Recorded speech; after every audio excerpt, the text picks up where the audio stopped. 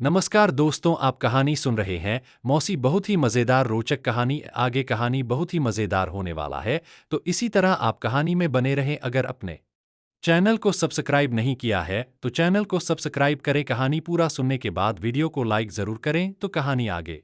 मौसी भुवनेश्वर प्रसाद श्रीवास्तव। मानव जीवन के विकास में एक स्थल ऐसा आता है जब वह परिवर्तन पर भी विजय पा लेता है।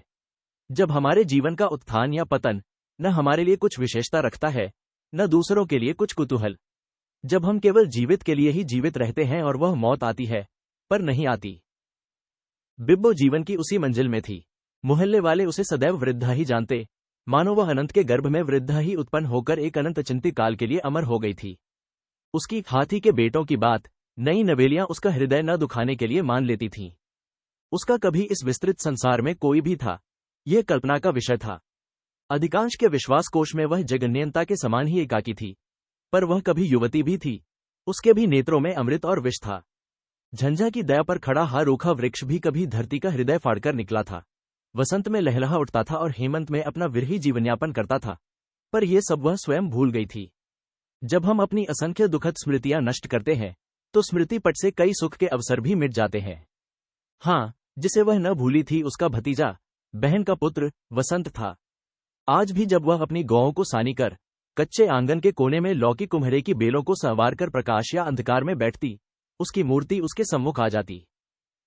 वसंत की माता का देहांत जन्म से 2 ही महीने बाद हो गया था और 35 वर्ष पूर्व उसका पिता पीले और कुम्हलाए मुख से यह समाचार और वसंत को लेकर चुपचाप उसके सम्मुख खड़ा हो गया था। इससे आगे की बात बिब्बो स्वप्न में भी नहीं सोचती थी।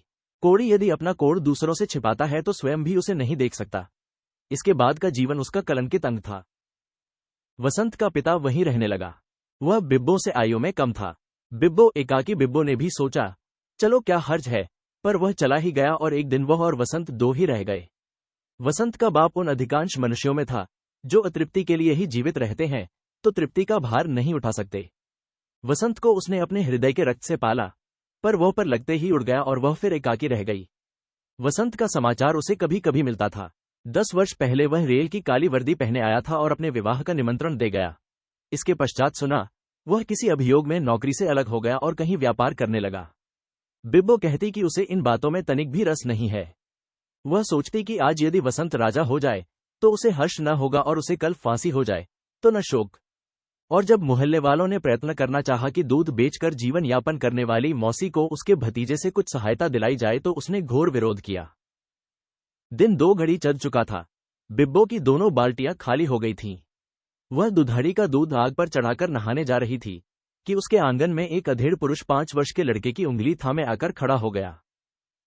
अब न होगा कुछ, 12 बजे, वृद्ध ने कटु स्वर में कुछ शीघ्रता से कहा।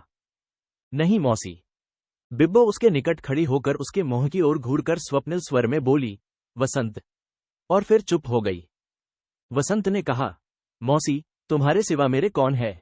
मेरा पुत्र बेमां का हो गया। तुमने मुझे पाला है, इसे भी पाल दो, मैं सारा खर्चा दूंगा। भर पाया, वृद्धा कंपित स्वर में बोली। बिब्बो को आश्चर्य था कि वसंत अभी से बूढ़ा हो चला था और उसका पुत्र बिल्कुल वसंत के और अपने बाबा के समान था। उसने कठिन स्वर में कहा, वसंत, तू चला जा, मुझसे कुछ न होगा। वसंत विनय की मूर्ति हो रहा था और अपना छोटा सा संदूक खोलकर मौसी को सौगातें देने लगा।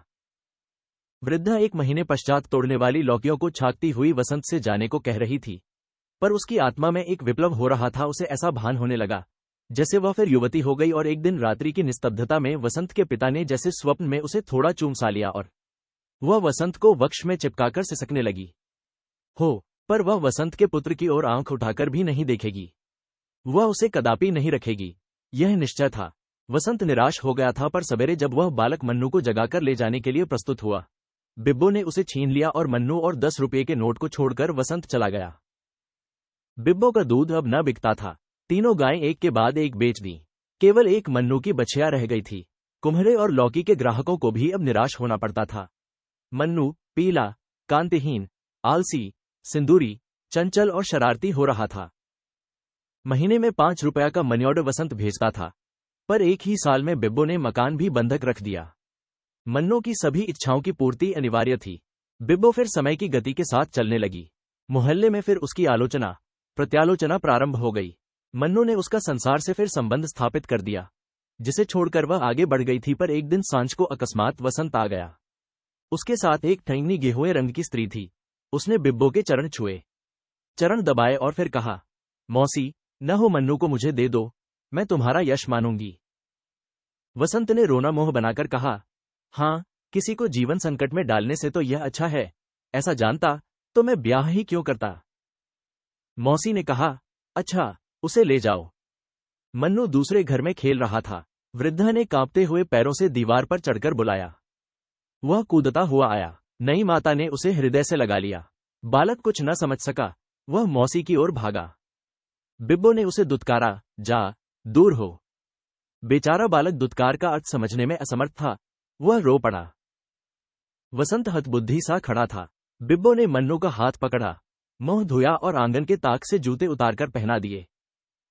वसंत की स्त्री मुस्कुराकर बोली, मौसी, क्या एक दिन भी न रहने दोगी?